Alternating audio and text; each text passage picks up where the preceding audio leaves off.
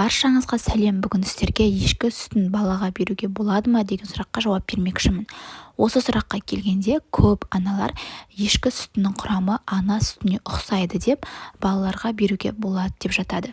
Бірақ бұл қате ұғым. Өйткені ешкі сүті сиыр сүтіне өте ұқсас, яғни бұлар жануар сүті. Оны 1 жасқа дейінгі балаларға мүлде беруге болмайды. Өйткені оның құрамында белокта казеиннің мөлшері өте көп, ал ол баланың асқазан ішек жолдарына әсер етіп, болашақта түрлі ауруларды, аллергиялар туындатуы әбден мүмкін. Ешкі сүтінде ана сүтіне қарағанда казеиннің мөлшері өте көп.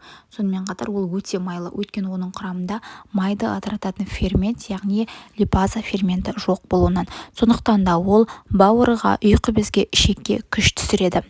Және ешкі сүтінде сиыр сүті сияқты темір өте аз, сондықтан ол балада анемия туындатады. Және де қорытуға қиын фосфор, калий, кальций сияқты микроэлементтер мөлшері өте көп. Олар уақыт өте келе баланың бүйрегіне тас жинауы әбден мүмкін.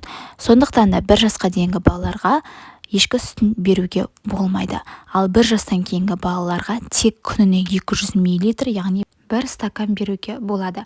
Ал сіз балаңызға ешкі сүтін бердіңіз бе? Егер видео пайдалы болған болса, достарыңызбен бөлісіп, лайк басып, комментарий жазып, каналыма тіркелуді ұмытпаңыз.